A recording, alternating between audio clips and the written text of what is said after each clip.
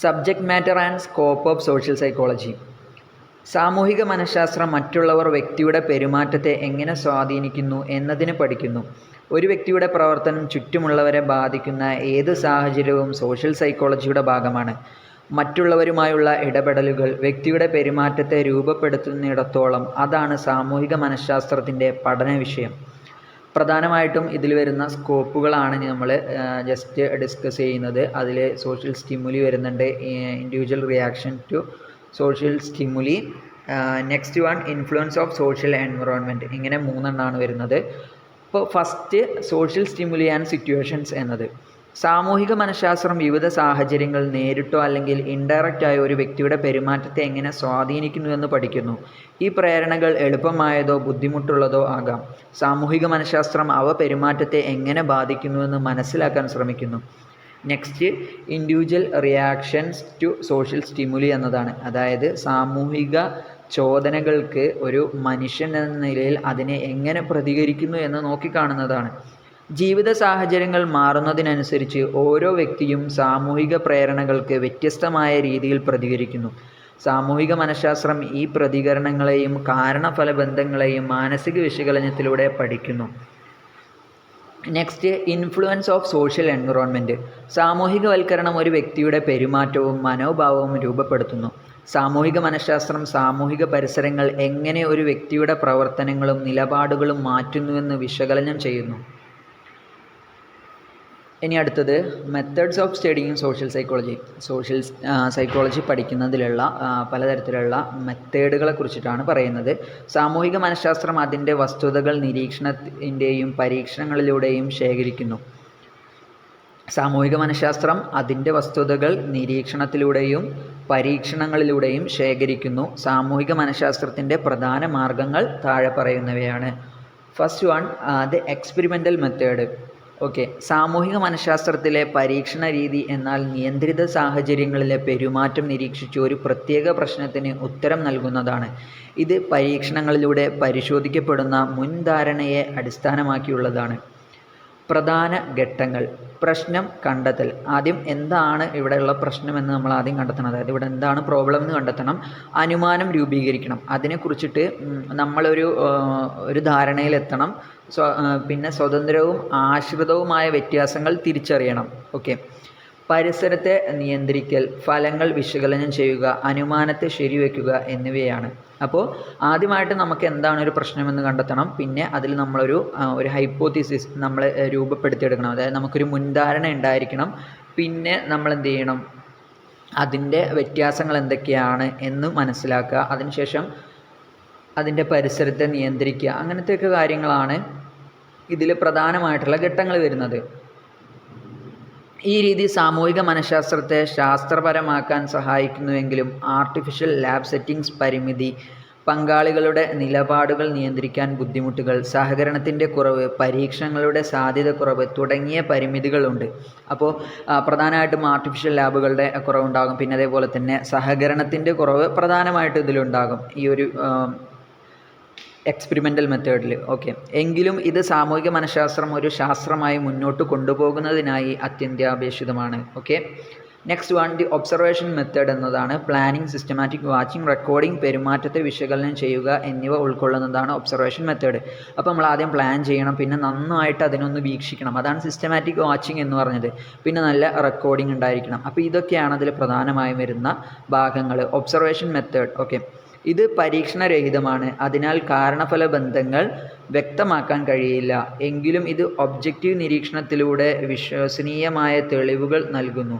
പരീക്ഷണങ്ങൾ അല്ലെങ്കിൽ ആത്മപരിശോധന മുഖേന മനസ്സിലാക്കാൻ കഴിയാത്ത പ്രത്യേക വിഭാഗങ്ങളുടെ പെരുമാറ്റം, ഉദാഹരണം സ്ത്രീകൾ, മാനസിക പിരിമുറുക്കം അനുഭവിക്കുന്നവർ, ഇവരെയൊക്കെ പഠിക്കാൻ ഒബ്സർവേഷൻ മെത്തേഡ് വളരെ യൂസ്ഫുള്ളാണ്. ഓക്കെ, പ്രധാനമായിട്ടുള്ള ഘട്ടങ്ങൾ: പെരുമാറ്റം നിരീക്ഷിക്കൽ, അത് രേഖപ്പെടുത്തൽ, വിശകലനം ചെയ്യൽ, പൊതുവായ നിർണയം എടുക്കുക. അതായത് പൊതുവായ ഒരു ധാരണയിലേക്ക് എത്തുക എന്നുള്ളത്. പിന്നെ അത് ഇൻ്റർവ്യൂ മെത്തേഡ്. ഇൻ്റർവ്യൂ രീതി എന്നാൽ ചോദ്യങ്ങൾ ഉപയോഗിച്ച് അഭിപ്രായങ്ങളോ വിശ്വാസങ്ങളോ ശേഖരിക്കുന്നതിനായി മുഖാമുഖം കൂടിക്കാഴ്ച നടത്തുന്നതാണ്. മൂല്യമുള്ള ഡാറ്റ ശേഖരിക്കാൻ ഇൻ്റർവ്യൂ നന്നായി ആസൂത്രണം ചെയ്യുകയും ചോദ്യങ്ങൾ മുൻകൂട്ടി തയ്യാറാക്കി പരിശോധിക്കുകയും വേണം. ഇൻ്റർവ്യൂ ചെയ്യുന്നയാൾ യോഗ്യതയുള്ളവനും വിശ്വാസയോഗ്യനുമായിരിക്കണം. അപ്പോഴേ ഇൻ്റർവ്യൂവിൽ പങ്കെടുക്കുന്നവർ അവരുടെ അഭിപ്രായങ്ങൾ തുറന്ന് പങ്കിടാൻ തയ്യാറാവുകയുള്ളൂ. നെക്സ്റ്റ് വൺ ക്വസ്റ്റ്യനെയർ മെത്തേഡാണ്. ക്വസ്റ്റ്യനെയർ മെത്തേഡ് എന്നാൽ വ്യക്തിത്വ സ്വഭാവം, അതായത് പേഴ്സണാലിറ്റി ട്രേറ്റ്സ്, ആസക്തികൾ അല്ലെങ്കിൽ അഭിപ്രായങ്ങൾ ശേഖരിക്കുന്നതിന് മുൻ പരിശോധന നടത്തിയ ചോദ്യങ്ങൾ ഉത്തരദായകർക്ക് അയച്ചു കൊടുക്കുന്ന രീതിയാണ്. ഇത് കുറച്ചു നേരം മാത്രം, ഉത്തരദായകർ എന്ന് പറഞ്ഞു കഴിഞ്ഞാൽ നമ്മൾ ആരോടാണോ ക്വസ്റ്റ്യൻ ചോദിക്കാൻ ഉദ്ദേശിക്കുന്നവർ അവർക്ക് അയച്ചു കൊടുക്കുന്ന രീതിയാണ്. ഇത് കുറച്ചു നേരം മാത്രം വേണ്ടി വരികയും ചെറിയ ചിലവിൽ വലിയൊരു വിഭാഗത്തിൽ പ്രയോഗിക്കാനാകുന്നതുമാണ്. എന്നാൽ ഉത്തരങ്ങൾ വിശദമായി പരിശോധിക്കാൻ കഴിയാത്തതിനാൽ ഇത് പലപ്പോഴും ഇൻ്റർവ്യൂ മെത്തേഡിനെ സഹായിക്കാൻ മാത്രമേ ഉപകരിക്കൂ. Next one the case history method. Case history method എന്നത് ഒരു വ്യക്തിയുടെ ജീവിതത്തെക്കുറിച്ചുള്ള വിശദമായ വിവരങ്ങൾ അവരുടെ പരിസ്ഥിതിയും ജന്മാവകാശവും ഉൾപ്പെടെ ശേഖരിക്കുന്ന രീതിയാണ്. ഇത് സാധാരണയും അസാധാരണവുമായ പെരുമാറ്റങ്ങളെ പഠിക്കാൻ ഉപയോഗിക്കുന്നു. ഈ രീതിയിൽ കൃത്യമായ ഫലം നേടാൻ അനുഭവസമ്പന്നരായ വിശകലന വിദഗ്ധരും പരിശീലനം നേടിയ വിദഗ്ധരും ആവശ്യമാണ്. നെക്സ്റ്റ് വൺ സർവേ മെത്തേഡാണ്. സർവേ മെത്തേഡിൽ പൊതുജനങ്ങളിൽ ചോദിക്കാൻ കഴിയുന്ന ചോദ്യാവലികൾ ഉപയോഗിക്കുന്നു. രണ്ട് പ്രധാന സാമ്പിളിംഗ് രീതികൾ ഇതിലുണ്ട്. പ്രോബബിലിറ്റി കോട്ട സാമ്പിളിംഗ്. ഇതിൽ പ്രദേശങ്ങൾ യാദൃശ്ചികമായി തിരഞ്ഞെടുക്കപ്പെടുന്നു, പക്ഷേ സെറ്റ് പ്രൊപ്പോർഷൻസ് അടിസ്ഥാനമാക്കി ഇൻ്റർവ്യൂവർ വീടുകൾ തിരഞ്ഞെടുക്കുന്നു. കോട്ട സാമ്പിളിംഗ് പ്രോബബിലിറ്റി മെത്തേഡിനെ അപേക്ഷിച്ച് വേഗത്തിലും കുറഞ്ഞ ചെലവിലും പൂർത്തിയാക്കാനാവുന്ന ഒരു മെത്തേഡാണിത്. ഓക്കെ, ഇനി next one the psycho analytical method എന്നതാണ്. വ്യക്തിത്വം വിലയിരുത്തുന്നതിനുള്ള സൈക്കോ അനലിറ്റിക്കൽ മെത്തേഡ് പ്രധാനമായും രണ്ട് സാങ്കേതിക വിദ്യകൾ ഉപയോഗിക്കുന്നുണ്ട്. Free association, dream analysis. ഈ രണ്ടും വ്യക്തിത്വത്തിൻ്റെ അജ്ഞാത ഘടകങ്ങളെ വെളിപ്പെടുത്താൻ ശ്രമിക്കുന്നു. ഡ്രീം അനലൈസിൽ വ്യക്തി സ്വപ്നം വിശദീകരിക്കുകയും സ്വപ്നത്തിൻ്റെ ഘടകങ്ങളെ യുക്തി ഉപയോഗിക്കാതെ വിവരിക്കുകയും ചെയ്യുന്നു. ഇതിലൂടെ മനസ്സിൻ്റെ മറഞ്ഞിരിക്കുന്ന അജ്ഞാത ഘടകങ്ങൾ പുറത്തു വരാൻ സഹായിക്കുന്നു. ഇത് സൈക്കോ അനാലിസ്റ്റുകൾക്ക് വ്യക്തിത്വ സ്വഭാവങ്ങളെ കണ്ടെത്താൻ സഹായകരമാണ്. നെക്സ്റ്റ് വൺ പ്രൊജക്റ്റീവ് ടെക്നിക്സ് എന്നതാണ്. പ്രൊജക്ഷൻ എന്ന ആശയത്തെ അടിസ്ഥാനമാക്കി വ്യക്തിത്വത്തെ പ്രൊജക്റ്റീവ് ടെക്നിക്സ് വ്യാപകമായി ഉപയോഗിക്കുന്നു. ഓക്കെ, എങ്ങനെ? പ്രൊജക്ഷൻ എന്ന ആശയത്തെ അടിസ്ഥാനമാക്കി വ്യക്തിത്വത്തെ പഠിക്കുന്നതിനായി പ്രൊജക്റ്റീവ് ടെക്നിക്സ് വ്യാപകമായി ഉപയോഗിക്കുന്നു. ഈ പ്രൊജക്ഷനുകളെ വിശകലനം ചെയ്ത് താരതമ്യപ്പെടുത്തുന്നതിലൂടെ വിവിധ വ്യക്തിത്വ സ്വഭാവങ്ങളെ പഠിക്കാനാകും. ഈ രീതിയിലുള്ള ഏറ്റവും സാധാരണമായ രണ്ട് പരീക്ഷണങ്ങൾ Rorschach ink blot test, Murray's thematic apperception test എന്നിവയാണ്. ഇവയും വ്യക്തിത്വ സ്വഭാവങ്ങളെ കണ്ടെത്തുന്നതിനായി വ്യാപകമായി ഉപയോഗിക്കുന്നവയാണ്. അപ്പോൾ first one the ink blot test എന്നത്. ഇങ്ക് ബ്ലോട്ട് ടെസ്റ്റ് സ്വിറ്റ്സർലാൻഡ് ശാസ്ത്രജ്ഞനായ ഹെർമൻ റൊഷാക്ക് സൃഷ്ടിച്ച ഒന്നാണ്. ഇതിൽ 10 ഇങ്ക് ബ്ലോട്ട് കാർഡുകൾ, 5 കറുപ്പുണ്ടാകും, 2 കറുപ്പ്, പിന്നെ അതേപോലെ ചുവപ്പ്, അങ്ങനെയായിട്ടുള്ള കുറച്ച് ബഹുവർണ്ണങ്ങളായിട്ടുള്ള മൾട്ടി കളറായിട്ടുള്ളതൊക്കെ ഉണ്ടാകും. അതൊക്കെയാണ് ഇതിൽ ഉപയോഗിക്കുക. ടെസ്റ്റിൽ ഓരോ കാർഡും വ്യക്തിക്ക് കാണിച്ച് അവർ കാണുന്ന ചിത്രം വിശദീകരിക്കാൻ ആവശ്യപ്പെടുന്നുണ്ട്. ഈ പരീക്ഷണം വ്യക്തിത്വ സ്വഭാവങ്ങളെ വെളിപ്പെടുത്താനാണ് ഉപയോഗിച്ചു പോരുന്നത്. എന്നാൽ ഫലങ്ങൾ പലപ്പോഴും സബ്ജക്റ്റീവ് ആയിരിക്കും, കാരണം ഫലം വ്യക്തികളുടെ പ്രതികരണത്തെ ആശ്രയിച്ചിരിക്കും. അതിനാൽ ഈ ടെസ്റ്റിനെ കൂടുതൽ ഒബ്ജക്റ്റീവ് ആക്കാനും വിശ്വസനീയമാക്കാനും ശ്രമങ്ങൾ തുടരുന്നു. അതായത് വ്യത്യസ്ത കളറിലുള്ള നമുക്ക് പെട്ടെന്ന് മനസ്സിലാകാൻ കഴിയാത്ത രൂപത്തിലുള്ള കുറച്ച് പിക്ചേഴ്സ് നമുക്ക് കാണിച്ചു തരും. അത് ചിലത് കളറുണ്ടാവും, ചിലത് കളർ ഉണ്ടാവില്ല, ചിലത് മൾട്ടി കളേർഡ് ആയിട്ടുള്ളതായിരിക്കും. എന്നിട്ട് ഇതിൽ നമ്മൾ എന്ത് കാണുന്നു, എന്തൊക്കെയാണ് നമ്മൾ ആ പിക്ചറിൽ കാണുന്നത് എന്ന് നമ്മളോട് ചോദിക്കുന്ന ഒരു രീതിയാണിത്. അങ്ങനെ നമ്മൾ കൊടുക്കുന്ന മറുപടി അനുസരിച്ച് നമ്മുടെ വ്യക്തിത്വം എന്താണ്, നമ്മുടെ പേഴ്സണാലിറ്റി എന്താണ് എന്ന് മനസ്സിലാക്കാൻ വേണ്ടി കഴിയുന്ന ഒരു രീതിയാണിത്. Next one the thematic apperception test എന്നതാണ്. ഹെൻറി മുറേയുടെ തീമാറ്റിക് അപ്രിസിയേഷൻ ടെസ്റ്റ് എന്നത് സ്റ്റാൻഡേർഡ് ചിത്രങ്ങൾ ഉപയോഗിച്ച് വ്യക്തിത്വം വിലയിരുത്തുന്ന ഒരു പരീക്ഷണമാണ്. ഓരോ ചിത്രം വ്യക്തിക്ക് കാണിച്ച് അവരോടൊരു കഥ സൃഷ്ടിക്കാൻ ആവശ്യപ്പെടുന്നു. ഈ പ്രക്രിയയിലൂടെ വ്യക്തി തൻ്റെ സ്വഭാവത്തിൻ്റെ ഭാഗങ്ങളെ, അതായത് ഇഷ്ടങ്ങൾ, വികാരങ്ങൾ, സവിശേഷതകൾ എന്നിവ വെളിപ്പെടുത്തുന്നു. കഥകൾ വേഗത്തിൽ സൃഷ്ടിക്കപ്പെടുന്നുവെങ്കിലും അത് വ്യക്തിയുടെ സ്വാഭാവിക പ്രതികരണങ്ങളെ പ്രതിഫലിക്കുന്നവയായിരിക്കും. പിന്നീട് മനഃശാസ്ത്രജ്ഞർ ഈ കഥകളെ വിശകലനം ചെയ്ത് വ്യക്തിയുടെ സ്വഭാവ ഗുണങ്ങൾ കണ്ടെത്തുന്നു. ഇത് നമുക്കിതേപോലെ പിക്ചേഴ്സ് വന്നിട്ട് നമ്മൾ അതിൽ നിന്നൊരു സ്റ്റോറി ക്രിയേറ്റ് ചെയ്യാൻ വേണ്ടി പറയും. അപ്പോൾ ഓരോരുത്തരും അവരുടെ ആ ഒരു സർക്കംസ്റ്റൻസസ്, അവരുടെ ആ ഒരു സാഹചര്യം അനുസരിച്ചിട്ടായിരിക്കും അവർ ആ ഒരു സ്റ്റോറി ബിൽഡ് ചെയ്യുക. അങ്ങനെ അവർ ആ ഒരു സ്റ്റോറി പറയുന്നതിലൂടെ അവരുടെ ഒരു വ്യക്തിത്വം എന്താണ്, അല്ലെങ്കിൽ അവരനുഭവിക്കുന്ന പ്രശ്നം എന്താണ് എന്ന് മനഃശാസ്ത്രജ്ഞർക്ക് കണ്ടെത്താൻ വേണ്ടി കഴിയുന്ന ഒരു രീതിയാണിത്. ഓക്കെ, ഇനി next one, importance of social psychology. Social സൈക്കോളജിക്കുള്ള പ്രാധാന്യങ്ങൾ, അതെന്തുകൊണ്ടാണ് ഇത്രമാത്രം പ്രാധാന്യം അർഹിക്കുന്നത്? സാമൂഹിക മനഃശാസ്ത്ര സാമൂഹ്യ ജീവിതത്തിൻ്റെ വിവിധ മേഖലകളിൽ, അതായത് വ്യവസായം, വ്യാപാരം, വിദ്യാഭ്യാസം, മാസ് കമ്മ്യൂണിക്കേഷൻ, ജനസംഖ്യാ നയങ്ങൾ, സാമൂഹിക വിരുദ്ധ പെരുമാറ്റം, സംസ്കാരം, നയനിർമ്മാണം, സാമൂഹിക സമ്മർദ്ദങ്ങൾ എന്നിവയിലെല്ലാം അനിവാര്യമാണ്. ഓക്കെ, തിയറിക്കും അപ്പുറം പ്രായോഗിക ആവശ്യകതകൾ ആണ് സാമൂഹിക മനഃശാസ്ത്രത്തിൻ്റെ പുരോഗതിയെ പ്രചോദിപ്പിക്കുന്നത്. Okay, area of culture. പ്രധാനമായിട്ടും ഒരു രാജ്യത്തിൻ്റെ വികസനത്തിന് പാരമ്പര്യ ആചാരങ്ങളിൽ മാറ്റങ്ങൾ ആവശ്യമാണ്. ഇത് സാമൂഹ്യ മനഃശാസ്ത്രത്തിൻ്റെ ഭാഗമാണ്. ആചാരങ്ങൾ ഇല്ലാതാക്കുന്നു എന്നല്ല, അവയെ മനസ്സിലാക്കിയ ആവശ്യം ആയവയിൽ മാറ്റം വരുത്തുകയാണ് ഇവിടെ ചെയ്യുന്നത്. സാമൂഹിക മനഃശാസ്ത്രജ്ഞർ സമൂഹ ഘടനകളായ ഗ്രൂപ്പുകൾ, സംഘടനകൾ, ആചാരങ്ങൾ, സാമൂഹിക രീതി എന്നിവയുടെ ഡൈനാമിക്സ് പഠിക്കുന്നു. അതിലൂടെ പോസിറ്റീവായ മാറ്റങ്ങൾക്കായി വിലയേറിയ നിർദ്ദേശങ്ങൾ നൽകുന്നു. ഏരിയ ഓഫ് കൾച്ചർ എന്ന് പറഞ്ഞു കഴിഞ്ഞാൽ, ഇപ്പോൾ രാജ്യത്തിൽ പ്രധാനമായിട്ടും വരേണ്ട കുറച്ച് മാറ്റങ്ങളും കാര്യങ്ങളൊക്കെ ഉണ്ടാകും, അല്ലെങ്കിൽ ഒരു ഏരിയയിൽ വരേണ്ട മാറ്റങ്ങളുണ്ടാകും. അപ്പോൾ അത് അനിവാര്യമായ മാറ്റമാണെന്നുണ്ടെങ്കിൽ ആ മാറ്റത്തിനനുസരിച്ച് പോകുന്ന രീതിക്കാണ് ഏരിയ ഓഫ് കൾച്ചർ എന്ന് പറയുക.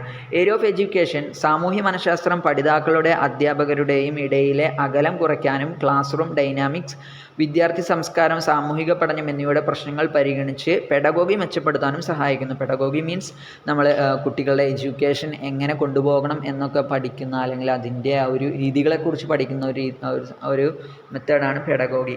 അപ്പോൾ അതിനെയൊക്കെ മെച്ചപ്പെടുത്തുന്നതിനൊക്കെ സഹായിക്കുന്നതാണ് എഡ്യൂക്കേഷൻ ഫീൽഡിൽ. Area of trade and industry. കച്ചവടവും അതേപോലെ വ്യവസായങ്ങളിലുമൊക്കെ എങ്ങനെയാണിത്?